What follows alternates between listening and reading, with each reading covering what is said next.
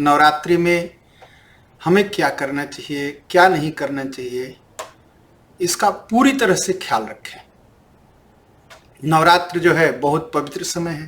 पहली बात तो कुछ लोग सवाल कर सकते हैं, भैया अगर नवरात्र पवित्र है तो और सब क्या अपवित्र है, क्योंकि कुछ बहस करने वाले मिल जाते हैं। तो नवरात्र का जो समय है उस समय जो है पवित्र इसलिए माना जाता है कि माँ दुर्गा, माँ शक्ति, माँ भवानी अपनी कृपा का बरसात करती है। बहुत ही सकारात्मक ऊर्जा संसार में घूमती है और 9 दिनों तक, और उस ऊर्जा का हम पूरी तरह से अपने जीवन में शुभ कार्यों के लिए उपयोग कर सके तो बहुत अच्छी बात है। उस ऊर्जा का शुभ उपयोग अगर हम कर सके तो जीवन बदल सकता है, लेकिन उसके लिए शुभ करना भी चाहिए। अब आप कहें कि सभी कार्य जो अच्छे हैं हम करें तो शुभ होगा। हमारी आपकी समझ से क्या शुभ होगा यह हम अपनी समझ से विचार करेंगे, और जब हम विचार करेंगे तो आप समझिए हमारी जो बुद्धि है ना माया से लिप्त है, और जो बुद्धि माया से लिप्त है वो क्या फैसला कर सकेगी। तो इसलिए उसके लिए शास्त्र बनाए गए हैं। शास्त्र क्या कहते हैं, नवरात्र के समय क्या करना चाहिए, क्या नहीं करना चाहिए, और अगर हम ऐसा करेंगे तो हमारा जीवन शुभमय होने लगेगा और हमारा जीवन पवित्र होगा और हमें जो है शुभता की प्राप्ति होगी। तो उसके लिए है कि जो शास्त्र कहते हैं उस पर चलें। और नवरात्र शुरू होगा 3 तारीख से, 3 अक्टूबर से लेके 12 अक्टूबर तक ये नवरात्र है। और कुछ लोग इधर कहते हैं, कुछ लोग उधर कहते हैं, लेकिन 12 अक्टूबर को तक नवरात्रि है और 12 अक्टूबर को विजयादशमी भी है, इसलिए पूरा ख्याल रखें। तो विजयादशमी हम लोग मनाएंगे 12 तारीख को, और पूरा 9 दिन तक हम नवचंडी पाठ मंदिर में करेंगे। तो पहली बात तो हम जान लें हमें नवरात्रि में क्या करना चाहिए। नवरात्र में कुछ लोग घट स्थापन करते हैं, कलश रखते हैं, 9 दिनों तक माँ की साधना करते हैं।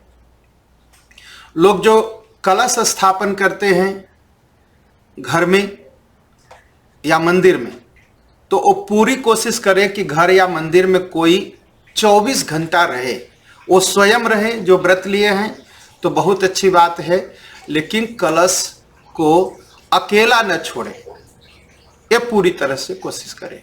जो दिया जलाए अखंड रूप से दीप जलते रहे, इसकी पूरी कोशिश करें और इसका पूरा ध्यान रखें। और ये 9 दिन हमारे सनातन धर्म में, हिंदू धर्म में बहुत बड़ा महत्व है। इस समय सभी हिंदू मिलकर के संसार से आसुरी शक्तियां समाप्त हो जाए, इसके लिए प्रार्थना करते हैं। तो हम सभी मिलकर के आसुरी शक्तियां समाप्त हो इसके लिए प्रार्थना करेंगे। देख लो गरम है, गरमान। और मंदिर श्री दक्षेश्वर धाम, मंदिर श्री केतुमालेश्वर धाम, दोनों मंदिरों में नवचंडी का पाठ होगा। तो आप आइए, 9 दिन तक पाठ में भाग लीजिए। तो एक दिन तो कम से कम कोशिश करिए कि पूरा परिवार मिलकर के मंदिर जाए और एक दिन चंडी पाठ में भाग लीजिए।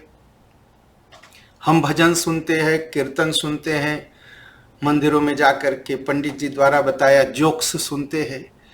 तो भजन कीर्तन सुनिए, लेकिन थोड़ा मजाक और जोक्स पर कम ध्यान दीजिए। हो सके तो मंदिर जब पहुंच जाए पूरे परिवार के साथ कोशिश करिए कि एक दिन पूरा परिवार मिलकर के मंदिर जाएगा। अब कह सकते हैं कि बच्चे बात नहीं मानते, बच्चे सारी बात मानते हैं आपकी, लेकिन एक मंदिर ही जाने वाली बात नहीं मानते। तो ऐसा नहीं है, आप कमजोर मत बनिए, बच्चों के साथ जाइए मंदिर, और कम से कम एक दिन जरूर जाइए और मंदिर में बैठ करके जो है चंडी पाठ या तो करिए या तो चंडी पाठ सुनिए। अगर ये भी नहीं कर सकते तो मंदिर में जाइए, कम से कम एक माला माता जी का नाम, अपने इष्ट देव का नाम, अपने गुरु द्वारा प्रदत्त नाम, उसका जाप आप मंदिर में करिए। अब कहे कि मैं तो घर ही में कर लेता हूं, तो मुझे मंदिर जाने की क्या जरूरत है। घर में आप अकेले करते हैं और घर की ऊर्जा पूरी तरह पवित्र नहीं मानी जाती, क्योंकि घर में तमाम तरह की चीजें होती हैं, इसलिए घर की ऊर्जा पवित्र नहीं मानी जाती पूरी तरह।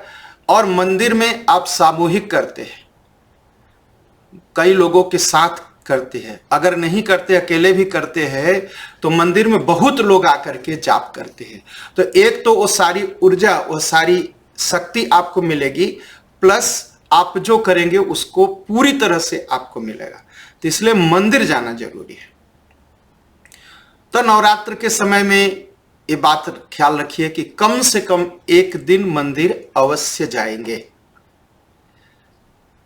अब कहेंगे कि मंदिर वही मंदिर माना जाएगा जहां मंदिर भगवान की प्राण प्रतिष्ठा हुई है। ऐसा नहीं कि कोई हाल लेकर के आप मंदिर में बना करके मूर्ति रख करके फोटो रख के नाच रहे हो, मंदिर नहीं माना जाएगा। वो हाल माना जाएगा, साल माना जाएगा। मंदिर ही है वह जहां ऊर्जा आपको मिलेगी। और आजकल बड़ा फैशन चल चुका है नाचने का। नवरात्र के समय नाचना, गाना, चिल्लाना, और ये साधना नहीं है। नवरात्र का समय साधना का समय है, नाचने गाने कूदने का समय नहीं है। नाच करके आप तो कभी भी नाच करके उत्सव मना सकते हैं, लेकिन नवरात्र विशेष करके साधना का समय है। इसलिए नवरात्र के समय साधना करिए, मंत्र का जाप करिए, पूजन करिए। और नवरात्र के समय में अपना भोजन शुद्ध रखिए। अब देखता हूं कुछ लोग घर में तो भोजन शुद्ध रखते हैं और बच्चों से कहते बाहर खा लेना। क्या शुद्धता रह गई? कोई शुद्धता नहीं रह गई। 9 दिन कम से कम पूरी तरह 9 दिन वेजिटेरियन रह करके भजन करिए। कम से कम 9 दिन जीवों पर कृपा करिए कि जीव आपके लिए नहीं मारे जाएंगे, आपके द्वारा नहीं मारे जाएंगे, आपके भोजन के लिए कोई जीव नहीं मरेगा ये 9 दिन। ये पूरी तरह से कोशिश करिए। कोशिश मत करिए, करिए, इसको करिए। ये नवरात्र का समय है, आपका जीवन पूरी तरह से बदलेगा। लहसुन प्याज, बिना लहसुन और प्याज के भोजन करिए, पूरी तरह से उसका त्याग करिए। और बिना भगवान को अर्पण किए भोजन न करिए। भगवान को पहले जो भोजन घर में बने उसको अर्पित करिए, फिर भोजन करिए। अब कहेंगे हमारे पति नहीं मानता, हमारी पत्नी नहीं मानती, हमारे बच्चे नहीं मानते, क्योंकि बिना उसके खाए रह नहीं सकते। तो समझ लीजिए, स्वाद के लिए खा रहे हैं और जो स्वाद के लिए खाता है उसको बीमारी जरूर होती है। तो पूरी शुद्धता के साथ ये नवरात्र बिताइए। घर को शुद्ध रखिए। कोई गंदी वस्तु, कोई सड़ी हुई वस्तु, कोई जीव का मरा हुआ मांस, अंडा इत्यादि घर से निकाल दीजिए। घर में न रहे, पूरा शुद्धता से रहिए। और नवरात्र के समय में कहा गया, शास्त्र में लिखा कि मां दुर्गा को गुलाब के फूल बहुत प्रिय है, तो लाल गुलाब का फूल चढ़ाइए उनको, मां बहुत प्रसन्न होगी। 9 दिन में 9 तरह का अलग अलग स्वादिष्ट मिष्ठान भोजन प्रसाद मां को चढ़ाइए। अखंड, अगर आप कलश नहीं रखते हैं तो कम से कम 9 दिन तक शुद्ध घी का, वो वेजिटेबल्स घी नहीं, शुद्ध गाय का के दूध से बना हुआ घी, उसका दीपक घर में जलाइए। बड़ी पवित्रता रहेगी और घर शुद्ध होने लगेगा, घर में अच्छी ऊर्जा रहेगी। अगर चंडी पाठ नहीं कर सकते तो कम से कम दुर्गा चालीसा का ही पाठ करिए, हनुमान चालीसा का पाठ करिए और व्रत करिए। अगर आप दुश्मनों से परेशान हैं, दुश्मनों को हराना चाहते हैं, तो आप दुश्मन शत्रुनाशक मंत्र का जाप करिए। धन चाहते हैं तो लक्ष्मी प्राप्ति का मंत्र जाप करिए। और अगर रोग है, बीमारी है, तो रोगान न शेषान न अपहंस तुष्टा रुष्टा तु कामान सकलान अभिष्टान, इस मंत्र का जाप करिए तो शत्रुओं से बचेंगे, बीमारी से बचेंगे, रोग से बचेंगे। और सबसे बड़ा जो शत्रु है काम, क्रोध, लोभ, मोह, मद और मत्सर, इससे आप बचेंगे। तो नवरात्र में पूरी तरह से इसका साधना करिए। हाँ, व्रत कर रहे, जप कर रहे या नहीं कर रहे, तब भी पति पत्नी आप अलग सोइए। नवरात्र के समय में एक बिस्तर पर न रहिए, आपका बिस्तर शुद्ध रहना चाहिए। नवरात्र के समय में पूरी तरह से कम मानसिक जप करिए, वाचिक जप करिए, कीर्तन करिए। कीर्तन वो नाचने वाला कीर्तन नहीं कि आप गए और आप बस नाचने के लिए गए, नहीं। मंदिर जाइए, भजन कीर्तन करिए, मंत्र का जाप करिए, पाठ करिए और अपने परिवार के, पूरे परिवार के साथ आपके नजदीक जो मंदिर हो वहां जाने की कोशिश करिए, अच्छा लगे तो। और नहीं तो आप यहाँ आइए, दक्षेश्वर धाम जाइए और ह्रोनिंगन में केतुमालेश्वर धाम जाइए। आपके पास नंबर है, आप इंटरनेट से खोज सकते हैं। आप सब जाइए मंदिर। नवरात्र का समय बहुत ही पवित्र समय है। यह आपके जीवन को बदलता है। हमको आपको दिखाई नहीं पड़ता, लेकिन जीवन बदलता है।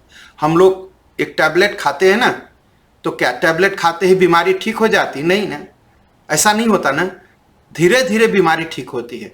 वैसे ही यह साधना, ये जप, ये तप, यह दवा है। किसकी दवा है?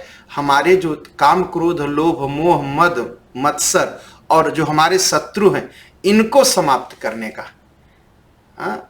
तो इनको समाप्त करने के लिए आप साधना करिए।